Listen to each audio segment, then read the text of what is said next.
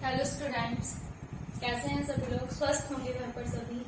चलिए हम अपने टॉपिक की ओर चलते हैं।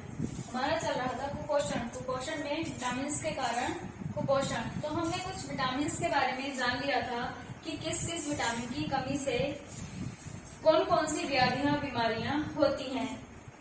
Vitamin A, B1, B2, B6 और विटामिन सी, इनके बारे में हम जान चुके थे। अब जो हम देखेंगे वह है विटामिन डी। विटामिन डी का जो साइंटिफिक नेम है वह है कैल्सीफेरोल।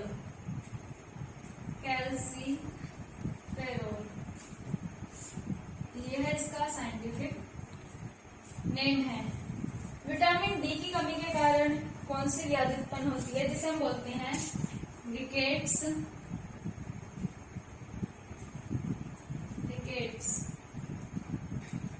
या सूखा रोग। यह बच्चों में होता है और वयस्कों में ओस्टोमलेशिया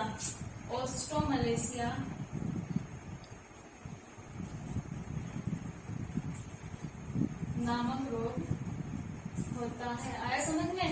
विटामिन डी साइंटिफिक जो नेम है वो हमें पता होना चाहिए इसका, वह है कैल्सीफेरोल। और इसकी कमी के कारण कौन सी व्याधि होती है? रिकेट्स। और वयस्कों में ओस्टोमलेशिया नामक बीमारी होती है, ओस्टोमलेशिया।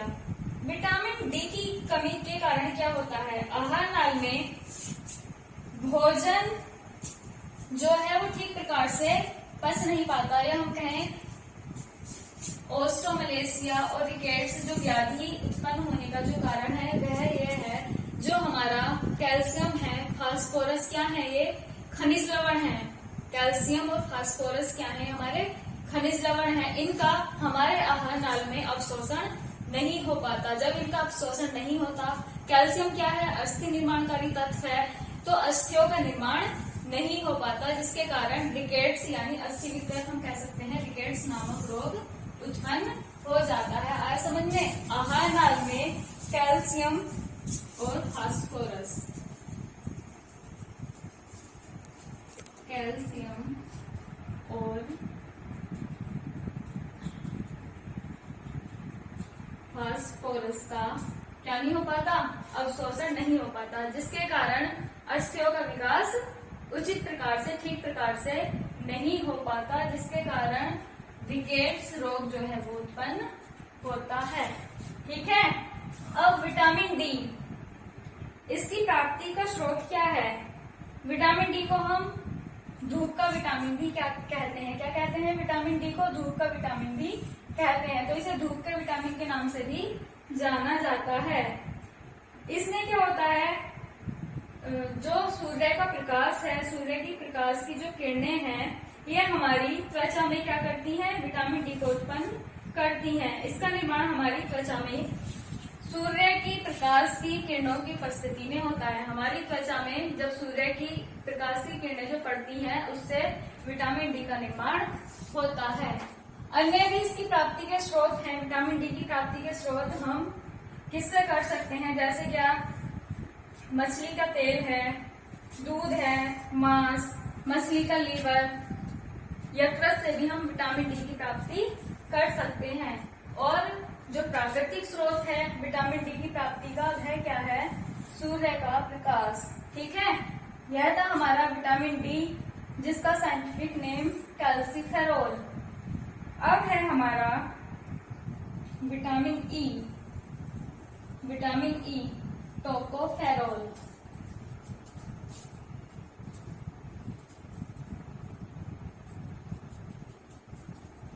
विटामिन ई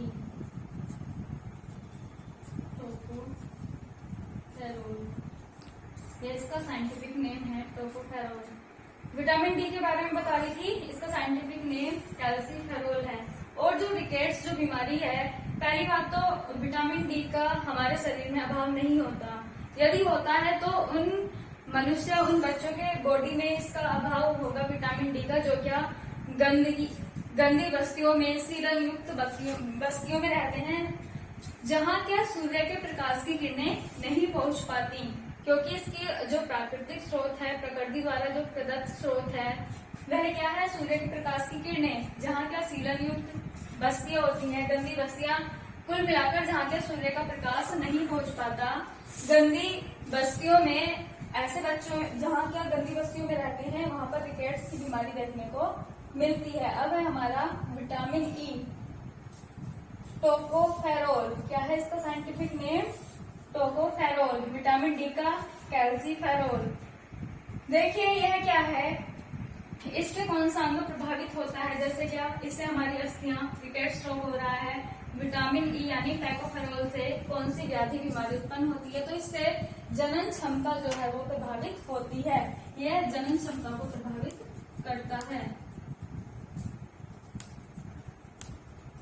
विटामिन ई जनन क्षमता को प्रभावित करता है। कैसे? देखिए इसमें गर्भावस्था में भ्रूण का जो विकास है वो ठीक प्रकार से नहीं होता, जिससे क्या रक्तस्राव बार बार होता है। इससे रक्तस्राव जो है वो बार बार होगा। क्यों होगा? क्योंकि जो एम्ब्रियो है, जो भ्रूण है, उसका ठीक प्रकार से विकास नहीं हो पाता, जिससे क्या ब्लीडिंग होती है। तो इससे जनन क्षमता प्रभावित होती है। कौन से विटामिन की कमी से? विटामिन ई की कमी से। और इसे ब्यूटी विटामिन के नाम से भी जाना जाता है, विटामिन ई को। टोकोफेरोल इसका साइंटिफिक नेम है। अब है हमारा अगला जो विटामिन है वह है विटामिन के। सॉरी, इसकी प्राप्ति का स्रोत देख लेंगे हम। विटामिन ई यह अनाजों में प्रचुर मात्रा में पाया जाता है। विटामिन ई जो है अनाज में प्रचुर मात्रा में पाया जाता है। अनाजों में प्रचुर मात्रा में पाया जाएगा। तो जो अनाज है वह इसकी प्राप्ति के स्रोत हैं। तो जो हम चपाती या रोटी जो खाते हैं उनमें विटामिन ई प्रचुर मात्रा में पाया जाता है। कहता हमारा विटामिन ई। अब है इसके बाद विटामिन ई के बाद आ जाएगा विटामिन के, नेफ्थोक्विनोन। विटामिन के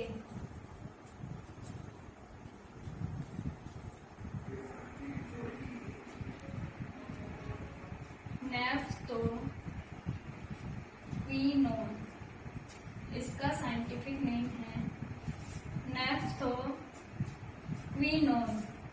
साइंटिफिक नेम जरूर याद कर लेंगे। क्या है इसका साइंटिफिक नेम?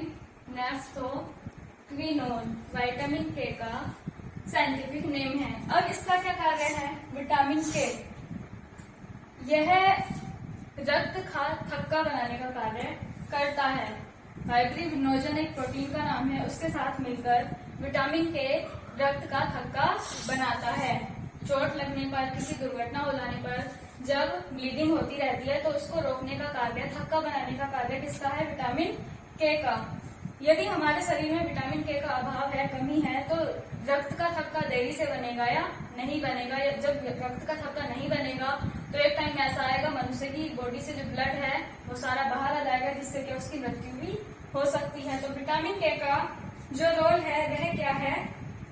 इसकी कमी के कारण रक्त का थक्का नहीं बनता। विटामिन के की कमी के कारण क्या नहीं होता? रक्त का जो थक्का है वो नहीं बन पाता। रक्त का थक्का नहीं बनता। और एक प्रोटीन का नाम है वो भी लिख लेंगे, फाइब्रिनोजन, जो कि भाग लेती है रक्त का थक्का बनाने में। फाइब्रिनोजन प्रोटीन का नाम है जो क्या विटामिन के साथ रक्त का थक्का बनाने में हेल्प करती है।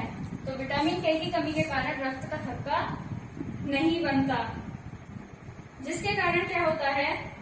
इसे हम हेमरेज या हीमोफिलिया नामक रोग कहते हैं। क्या कहते हैं? हेमरेज या हीमोफिलिया। जब रक्त का थक्का नहीं बनेगा तो उसे हेमरेज या हीमोफिलिया नामक रोग कहते हैं। हेमरेज या हीमोफिलिया नामक रोग कहते हैं। हरी सब्जियां, टमाटर, सोयाबीन, अंडा आदि इसकी प्राप्ति के स्रोत हैं। इसकी विटामिन के। हरी सब्जियां, अंडा, टमाटर, सोयाबीन ये किसकी प्राप्ति के स्रोत हैं? विटामिन के। रासायनिक नाम है इसका नेफ्थोक्विनोन। ये हमारे विटामिन थे, दे रखे थे, इनके साइंटिफिक जो नेम है वो सबके याद हो जाने चाहिए। अगला है हमारा, अगला देखेंगे हम तंत्रिका विष के कारण कुपोषण। हमने देखा विटामिन के कारण कुपोषण, अब है तंत्रिका विष के कारण कुपोषण। तंत्रिका विष के कारण कुपोषण।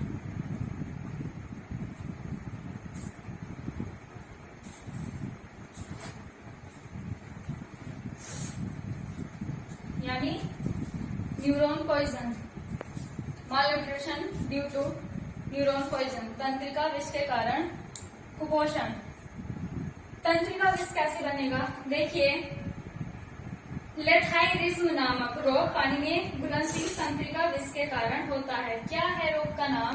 तंत्रिका विष के कारण जो रोग होता है उसका नाम है लेथाइरिज्म। लेथाइरिज्म, लेथाइरिज्म नामक रोग होता है तंत्रिका विष के कारण। विष यानी जहर, तंत्रिका विष के कारण लेथाइरिज्म रोग होता है। कब होता है? जब पानी में लेथाइरिज्म रोग जो है पानी में घुलनशील तंत्रिका विष के कारण उपस्थित होगा। यह जो है लेथाइरिज्म रोग किन किन राज्यों में भारत में देखने को मिलेगा? तो उत्तर प्रदेश, बिहार, मध्य प्रदेश, कुछ क्षेत्रों में यह रोग देखने को मिलता है। अपने यूपी में भी पाया जाता है लेथाइरिज्म, यूपी में, एमपी में और बिहार में। यानी भारत के कुछ क्षेत्रों में लेथाइरिज्म नामक रोग, तंत्रिका विष के कारण लेथाइरिज्म रोग पाया जाता है। भारत के कुछ क्षेत्रों में देखने को मिलता है। एक दाल होती है खेसारी की, नाम सुना होगा खेसारी की। खेसारी की दाल होती है, खेसरी भी आता है कहीं पे लिखा हुआ, खेसारी बोल सकते हैं। खेसरी की दाल होती है जिसके कारण तंत्रिका विष जो है ये उत्पन्न होता है। खेसारी की दाल तो याद होनी चाहिए। जिन क्षेत्रों में यानी उत्तर प्रदेश में, एमपी में और बिहार में खेसारी की दाल का सेवन किया जाता है, तो जो लोग खेसारी की दाल को खाएंगे तो उनमें क्या होगा? तंत्रिका विष पाया जाता है। जो तंत्रिका विष है वो खेसारी की दाल में पाया जाएगा। किसकी दाल में? खेसरी की दाल। खेसरी भी हो सकता है लिखा हुआ, खेसारी भी हो सकता है लिखा हुआ। तो खेसरी की दाल में तंत्रिका विष पाया जाता है, जिनमें क्या लेथाइरिज्म रोग देखने को मिलेगा। तो जो लोग खेसरी की दाल का सेवन करेंगे उससे क्या होगा? तंत्रिका विष उत्पन्न होगा, जिसे लेथाइरिज्म नामक रोग हो जाता है। आगे देखिए, इसमें इसके सामान्य लक्षण क्या है? जो लेथाइरिज्म जो रोग है इसके सामान्य लक्षण, तो इसके जो सामान्य लक्षण हैं, देखिए इसमें जो हमारा कशेरुक दंड है तो उसके निचले हिस्से में चकत्ते बनने लगते हैं।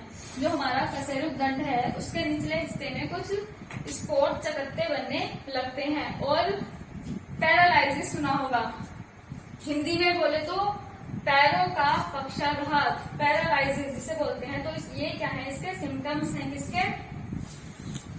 लेथाइरिज्म रोग के, कशेरुक दंड का और पैरों का पक्षाघात, पैरालाइसिस जिसे बोलते हैं। पैरों का पैरालाइसिस यानी पैरों का पक्षाघात, कशेरुक दंड पर स्पॉट बनना या चकत्ते बनना। ठीक है। विटामिन के कारण कुपोषण। विटामिन के सभी साइंटिफिक नेम, कौन से विटामिन के कारण कौन सा रोग होता है और हमारे किस अंग को प्रभावित करता है। लास्ट, तंत्रिका विष के कारण कुपोषण जो क्या लेथाइरिज्म रोग है और किसके कारण होता है? खेसरी या खेसारी की दाल के सेवन के कारण लेथाइरिज्म रोग उत्पन्न होता है। तो ये थे हमारे कुपोषण के किन किन कारणों से कुपोषण हो रहा है। अब है हमारा जो अगला टॉपिक है वह है भारतवर्ष में कुपोषण के कारण। इसका उपचार भी देख लीजिए। तंत्रिका जिसके कारण जो कुपोषण है, तो इसका उपचार दे रखा है संतुलित आहार। यदि हम बैलेंस्ड डाइट, संतुलित आहार ग्रहण करते हैं तो लेथाइरिज्म रोग से बचा जा सकता है। तो इसका कोई अलग से टेबल नहीं दे रखी है, भोजन का नाम नहीं दे रखा है, आहार नहीं दे रखे हैं। इसमें यदि हम संतुलित आहार ग्रहण करेंगे तो किससे बचा जा सकता है? तंत्रिका विष के कारण जो उत्पन्न रोग है लेथाइरिज्म रोग से बचा जा सकता है। अब जो हमारा टॉपिक है भारतवर्ष, तो जो हमारा देश है भारतवर्ष में कुपोषण के कारण, वो हम अगली वीडियो में देखेंगे। ये हमारा लास्ट टॉपिक ही बचा है, हमारा चैप्टर कंप्लीट हो जाएगा। तो अब तक जो मैंने पढ़ा दिया है नोट्स बना लेंगे, नहीं तो मैं नोट्स डाल दूंगी, उससे अपनी नोटबुक में कर लेंगे। Thank you.